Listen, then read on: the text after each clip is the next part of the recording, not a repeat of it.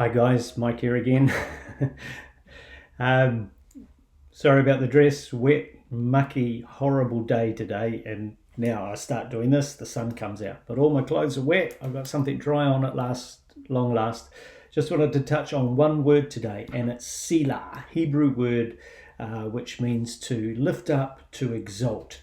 You find it in the Psalms. It's mentioned 74 times in Psalms, and it's also mentioned in the book of Habakkuk as well. You can find it in there. But I want to focus on the first mention of Selah, and it's in Psalm 3, where David wrote a song about his son Absalom, who was in rebellion. Absalom was mocking him and indirectly mocking God as well. And it's a musical term. And so as the author of this song or this psalm, David put in Selah, and in that context it means to lift up, to exalt, but it also means to rest, to pause, and to hush.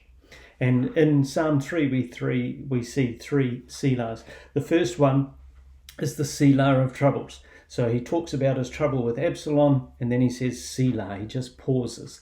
And from there, that trouble, he moves to the second Selah, which is one of faith. And that's a great lesson for us. We have to move from whatever the trouble is to an area of faith. And our faith may be challenged, but our faith doesn't get abandoned. That's the key thing we have to remember there. David knew that no matter what his troubles were, that God would lift up his head, and that he could press into God, and that God would deliver him. And the third Selah in that psalm, from the troubles and faith, it invariably leads to the Selah of peace and joy.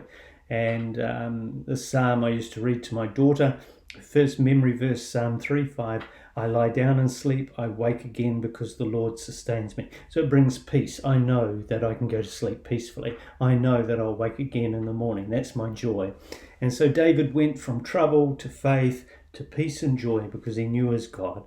So anyway, have a look for yourself at Selah, maybe in the context of where you are right now, locked down, unlocked down like we are. Everything seems to be going a bit crazy, riots around the world. Maybe we just need to hush. Maybe we just need to pause. Maybe we just need to reflect. But most of all, we need to exalt and lift up the name of God. So bless you heaps. Have a look at the Selahs and Psalms. Don't be confused by them, but rejoice in them. Bless you heaps. Bye.